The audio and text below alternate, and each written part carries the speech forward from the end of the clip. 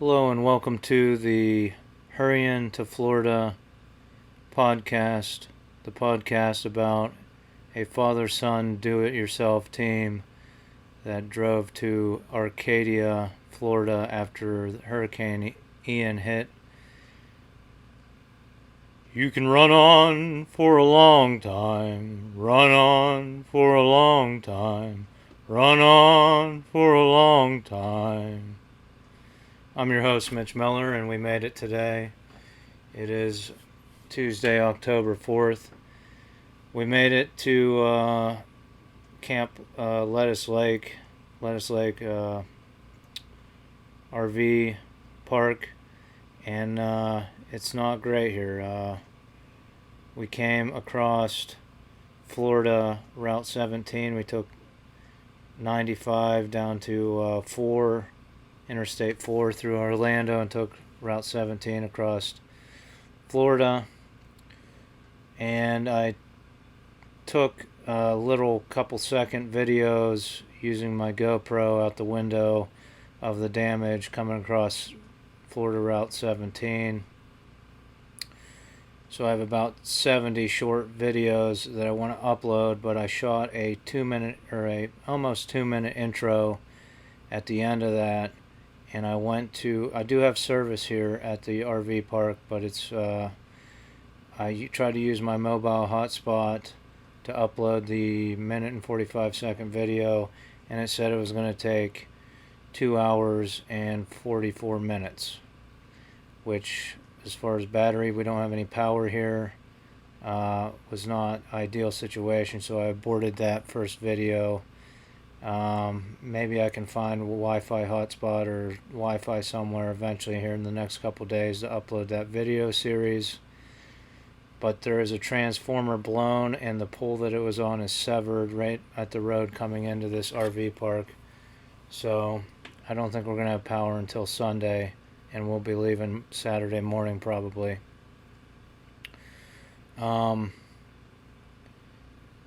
Now the plan was to post these videos, and as a journalist I plan to donate any proceeds I make from any of the imagery that I post to the victims of the hurricane, and ideally to the actual property owners whose images are being exploited in the media, unlike other major media companies that just exploit that imagery.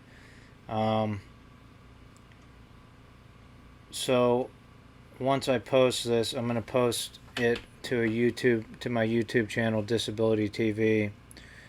And once I post that, you'll be able to see it in a playlist. I'm just going to post the raw GoPro video files at the number that they come up with in order, coming across 17, in a playlist titled Florida Route 17 damage. So if you see your house in these videos, contact me, and if I get enough qualifications to monetize my YouTube channel, I think you have to have 4,000 subscribers, and there's a bunch of criteria before you can monetize and get a fraction of the money that YouTube makes off advertising off your videos.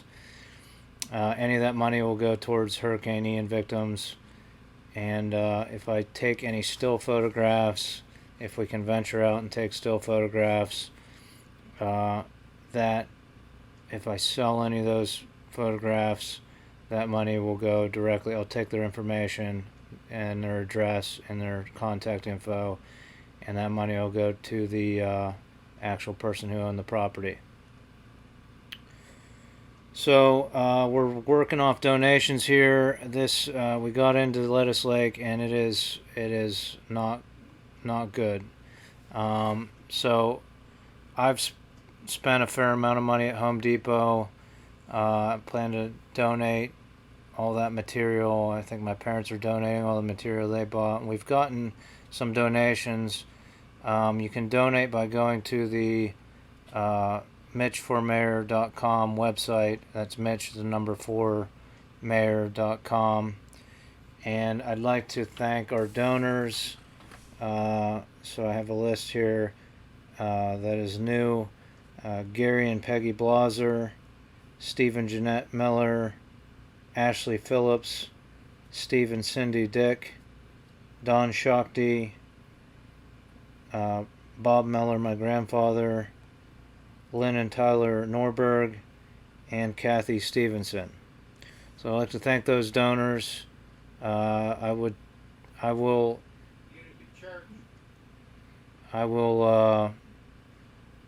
already said them, and they wanted to be anonymous. My dad's chiming in here with some of the donors, but which I invited him to do. He's in the other room. So I will publish how much those donors donated upon request. I just didn't want to list it on here for anonymity purposes, I guess. But the drive down was interesting.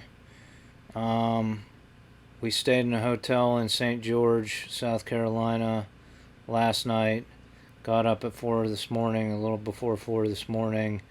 Finished fueling up with our gasoline tanks that we brought. We brought about 60 gallons of gas with us, a generator.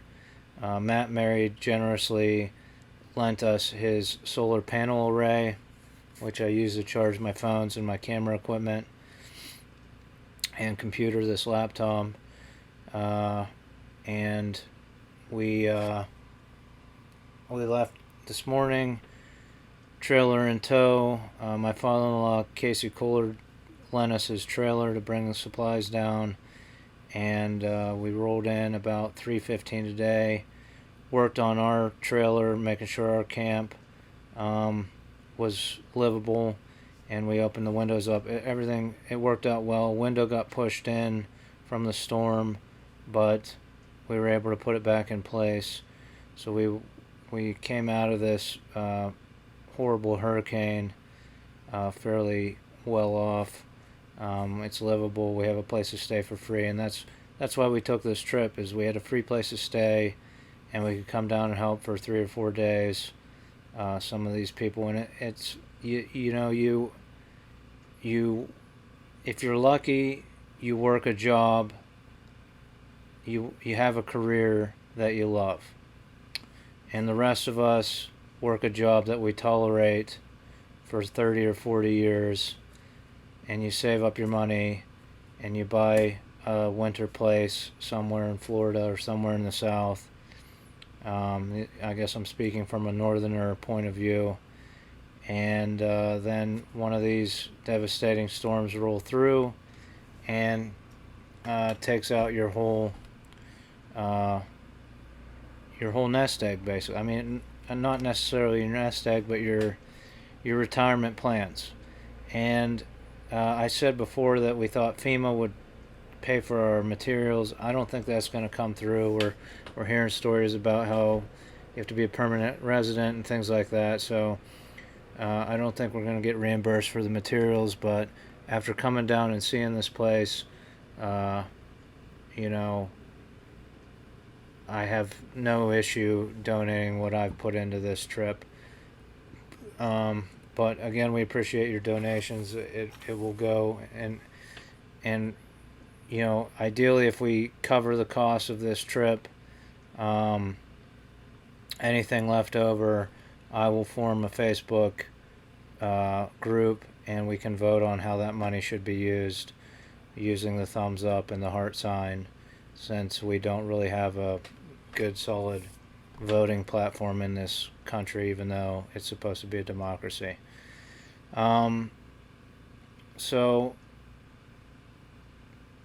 we did some stuff around the camp here, opened up the shutters off the windows, and we got the generator running. Looks like we might have a refrigerator, couple of damaged areas coming down, some billboards blown over, things like that. And again, I'll post those videos, but I'm sure it would have been even worse if we went out to Tampa and out to the coast where the storm first hit. But yeah, tomorrow will be a more productive day. Hopefully we'll get a lot more done.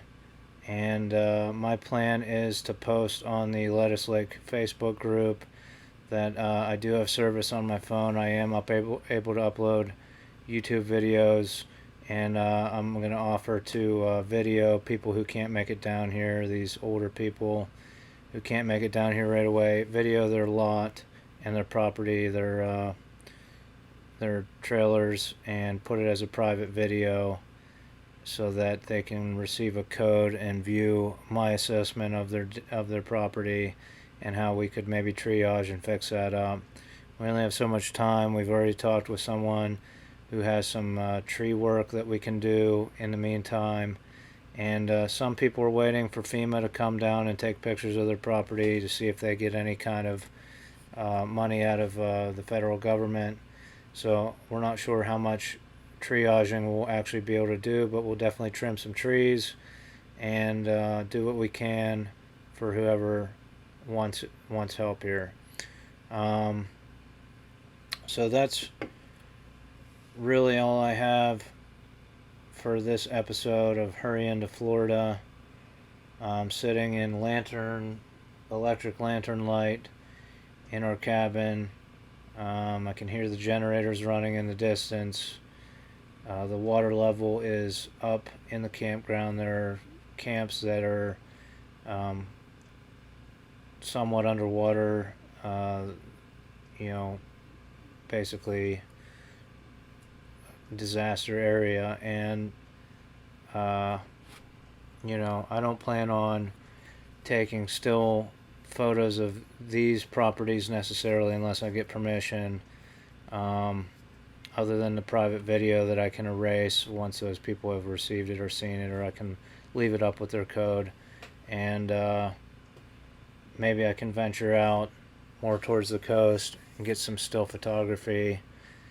Hopefully I can find a Wi-Fi area to upload some of those videos, start the playlist, and we'll go from there. But tomorrow will be a lot more productive. We had, like I said, 9 or 10 hours of driving in today, and we just got here, did what we could, cooked dinner, and I guess the owners of Lettuce Lake are paying for a food truck here, which is great. So you can get free food truck. The Winn-Dixie up the street has free ice and water. A couple truckloads coming in every day. And we passed a military staging area with some uniformed military personnel that looked like they were distributing water.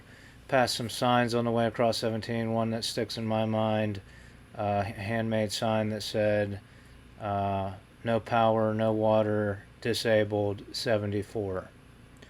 Hopefully, we kind of feel bad for not stopping there. But it was after we had passed the military staging area, so I'm sure they had seen some assistance there at that point. There was traffic all up and down 17, so. But I'd like to thank my sponsors, Krabby Kelly's. If you're in Utica, Pennsylvania, stop by Krabby Kelly's. Get all your STDs at Krabby Kelly's. That's snacks, tobacco, and drinks. And, of course, Neon Grouse Embroidery and Screen Printing Shop. Talk to Nick or me at Neon Grouse if you need a logo or design screen printed or embroidered on a piece of clothing. They graciously granted me a week off to pursue this endeavor. And, it's a busy time of year for the shop. I got to get back by Monday. Otherwise, I'd hang in here a little bit longer. But it is, we came down to do what we could in the few days that we have here and then drive back up. So, thanks for listening. Join me tomorrow when I post another one, and thanks for your donations and any support you can offer. All right, take care.